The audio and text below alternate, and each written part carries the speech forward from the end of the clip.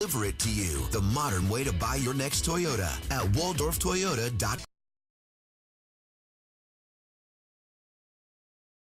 Kloss's alleged captor in court a short time ago. And tonight, the chilling new details. The suspect allegedly confessing he watched Jamie Kloss get onto her school bus, later returning to the home, shooting and killing her parents as she and her mother were huddled in the bathtub calling 911. What he allegedly did next after tying Jamie Kloss up and throwing her in the trunk of his car. Also developing the terrifying scene, the man taking 2 women hostage at a UPS facility. SWAT teams moving in, and what we've just learned tonight about the gunman. The president is asked, have you ever worked for Russia? After reports the FBI opened a counterintelligence investigation into whether the president of the United States was working on behalf of Russia. How he responds. Day 24 of the government shutdown, the longest ever. Tonight, chaos at some airports in Atlanta. They're telling passengers to show up 3 hours early now. Images from Houston, too. And tomorrow, 53,000 members of the U.S. Coast Guard will start missing their paychecks, deployed all over the world. The major storm hitting now, the other storm already killing at least 13. A 2-year-old who froze to death outside her home. At the massive teacher strike we're following tonight, 20,000 out in the pouring rain. What they're demanding. This is ABC World News Tonight with David Muir. Good evening, and it's great to have you with us here on a very busy Monday night. And we begin tonight with chilling new details just now emerging in the kidnapping of Jamie Kloss. Her alleged captor in court just a short time ago, prosecutors revealing his alleged confession to police, saying he spotted Jamie Kloss getting onto her school bus and then later returned to that home. The suspect appearing in court today, prosecutors say he admits to shooting and killing Jamie Kloss's parents as she and her mother hid in the bathtub calling 911. He was dressed in black. He allegedly duct taped her hands and her feet and then threw her in his trunk, holding her captive for 88 days, at times forcing her to stay under a bed for 12 hours at a time. Tonight, the images from inside that home and what Jamie Kloss has now shared with police. ABC's Alex Perez leading us off tonight from the courthouse in Wisconsin.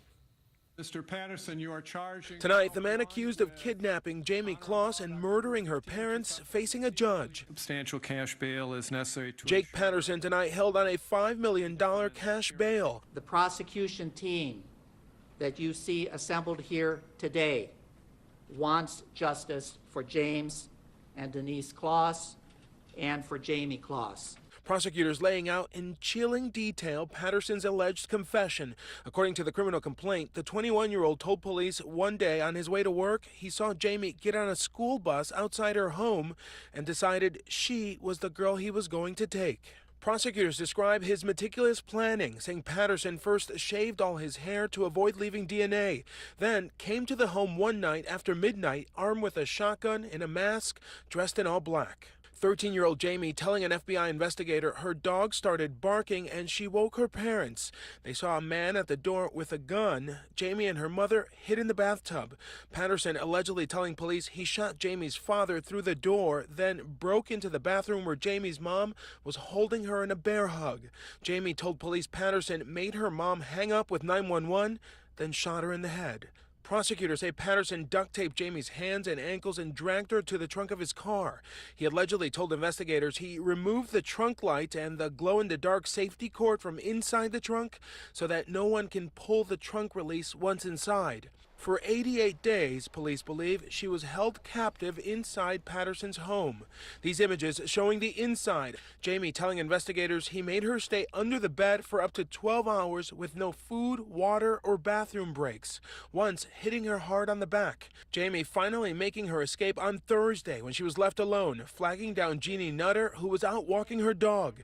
Within minutes, another neighbor making that call for help. I have a young lady at my house right now, and she says her name is Jamie Kloss. The teenager terrified. So we're kind of scared because he might come. Yep. So if the cops could get here soon, we would. I have many deputies headed that way. Jamie now in the arms of her family, who never gave up hope. She's quiet, more quiet, and she laughs most of the time and everything, but you can tell that she's not quite the same. And Alex Perez joins us live tonight outside the courthouse. And Alex, this was another chilling detail revealed today that prosecutors say that after Jamie Kloss was thrown into the trunk of that car and her captor was speeding off, that she could actually hear the police sirens passing by. They just missed him as he drove off with her. Yeah, David, Patterson allegedly told investigators he actually yielded to 3 squad cars with blaring sirens and lights that night as he left the home with Jamie in the trunk. When he was finally apprehended, Patterson allegedly told investigators, "I did it." David? Alex Perez tonight leading us off. A horrific case, Alex. Thank you. We also have new details coming in right now after a dramatic hostage standoff at a UPS building in Logan Township, New Jersey. A gunman storming the facility holding 2 women at gunpoint. Police swarming the scene. 3 hours into the standoff, gunfire suddenly erupting as officers moved in. And tonight, what we've just learned now about the gunman. ABC's Gio Benitez is on the scene. Tonight, a dramatic standoff in southern New Jersey. A gunman taking 2 female employees hostage at a UPS facility. Possible active shooter situation. Police helicopters, armored trucks, and ambulances racing to the scene in a massive show of force. Witnesses describing the chaos, hearing rounds of gunfire outside. Everybody was scared and crying and like shoving each other, and some people, they were falling, trying to get out of the building and evacuate the building. This cell phone video shows heavily armed officers entering that building. Police with rifles drawn, providing backup. Authorities say the suspect would not surrender and was shot by the SWAT team. Both of the hostages have also been taken from the scene. Apparently there's no serious injuries to either one of the hostages at this point in time. Investigators believe the suspect had a relationship with one of the women. And Gio is at the scene tonight of that hostage standoff. And a short time ago, authorities revealed that police killed the suspect. That's right, David. He died here at the scene. But police say they did try to negotiate with that suspect before moving in.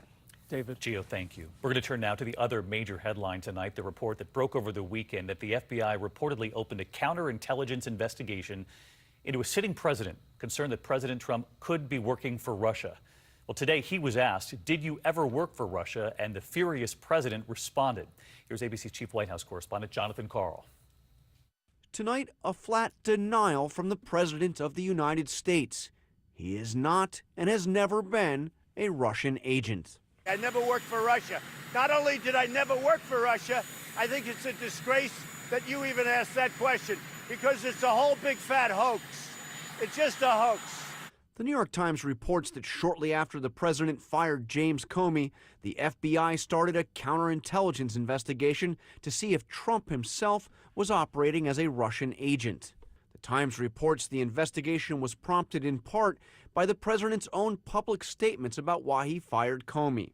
And in fact, when I decided to just do it, I said to myself, I said, this Russia thing with Trump and Russia is a made-up story. The president is also now defending his private conversations with Russian President Vladimir Putin. After their 2-hour meeting in Helsinki last year, he seemed to accept Putin's denial that Russia meddled in the election. My people came to me, Dan Coates came to me, and some others. They said they think it's Russia. I have President Putin. He just said it's not Russia.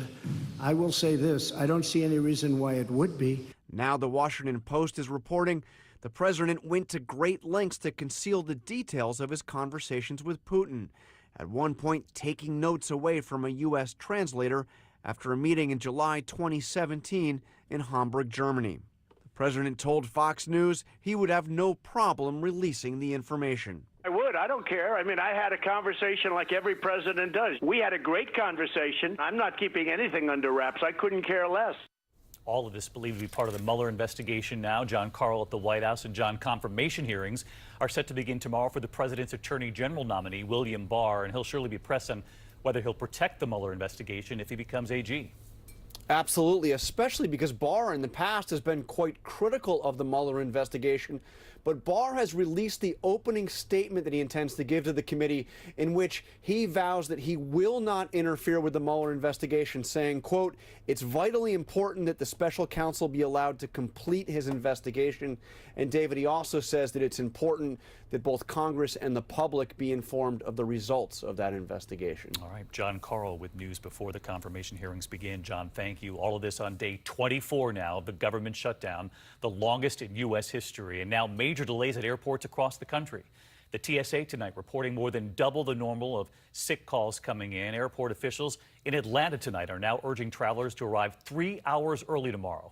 Hundreds of passengers waiting more than an hour in line today at security checkpoints. Houston closing a terminal again tomorrow. Dulles shutting down lines for part of the day today. ABC's Steve Osunsami with the scene from Atlanta. At the world's busiest airport in Atlanta today, the long lines that snaked all the way back to baggage claims spelled grief from the government shutdown. You know, it's chaos out here. This line, I've been here about 15 minutes, and it probably moved about 2 feet. Several security lanes that are normally open during the rush hours remain closed. It's one big line because there's not enough TSA. And people are missing their flights. The lines are longer than expected, so we'll put 2 and 2 together, and it looks as if there may be people calling out. The government says that more than twice the normal number of TSA workers are calling in sick, and they're struggling in cities like Washington, where they've had to close checkpoints, and Miami, where a terminal was closed over the weekend. In Houston, Terminal B will stay closed tomorrow for a 3rd day in a row. The terminal I was supposed to fly out of is closed. I have to round the entire airport just to get back to Terminal B. Air traffic controller Jacob James is working with no pay and says he's told his 3 girls, no dance class, no soccer or gymnastics for now. That few $100s for everything for each of my daughters, it adds up real quick. Let's get back to Steve, who's been covering this shutdown for days now. He's live at Atlanta's Hartsfield International Airport tonight. And Steve, the lines have gone down now, but airport officials are giving warning to flyers about what could come tomorrow. That's right, David. The airport says that there's not much they can do about TSA, but they can do plenty about warning passengers, and that is to get here at least 3 hours before your flight. That's an hour longer than normal, and that's not just for tomorrow, but from here on out. David? All right, Steve, thanks. Tomorrow, 53,000 members of the U.S. Coast Guard will start missing their paychecks. They're deployed all over the world. They're now being affected by this shutdown. President Trump is refusing tonight to give any ground in the battle to build his border wall. Speaking to farmers in New Orleans, as farmers across this country now go without help, too, with this shutdown. ABC's Mary Bruce live on the Hill tonight. Speaking to a convention of hard-hit farmers, President Trump today defended the government shutdown. When it comes to keeping the American people safe, I will never, ever back down. I didn't need this fight. This is a rough fight. And farmers are feeling it. With the Department of Agriculture closed, many can't get loans. The bailout payments to blunt the pain of the president's trade war now on hold. In Georgia, Bill Brim tells us farmers hit hard by hurricanes are desperate for their disaster relief checks. It hurts you. You know, you want to go in, you got to pay rent for your farm. You've got to be able to buy fertilizer. You've got to be able to get all your crop prepared. In Virginia, fourth-generation farmer John Boyd tells the Washington Post he's feeling the pain. I don't need a damn wall out here. I need my money so that I can plant my crop on time and finish harvesting. But Brim supports the president and his push for a border wall. Still, he says the shutdown needs to end. I just like to, say that we need something done now. We need for the Democrats and the Republicans to get together and do what's right. Give him the wall if that's what it takes to get this thing closed down so we can go back to normal. But in Washington, there is no solution in sight, and those 800,000 federal workers still aren't being paid. 380,000 of them have been told to stay home. But the president's top economic advisor says that might be a good thing. A huge share of government workers were going to take vacation days, say between Christmas and New Year's. And then we have a shutdown. And so they can't go to work, and so then they have the vacation, but they don't have to use their vacation days. And then they come back, and then they get their back pay, then they're, in some sense, they're better off. Let's get to Mary. She is up on Capitol Hill again tonight. Mary, as we reported there, the ripple effects widening. Members of the Coast Guard now, they'll miss their first paycheck tomorrow. They become the first branch of the military to be working without pay in the shutdown. Yeah, David, while the other branches of the military are being funded, the Coast Guard is being left out. And today, the Commandant had a message for those families that are at home now reviewing their finances, seeing how they can make things work, saying on Facebook, we are doing everything we can to support and advocate for you while your loved ones stand the watch. David. Mary, thank you. We're going to turn now to the massive teacher strike underway in Los Angeles tonight, the second largest school district in the U.S. More than 20,000 teachers walking off the job today. Thousands rallying in Los Angeles in the pouring rain, demanding more pay, smaller classes, and demanding that their schools actually have nurses. 600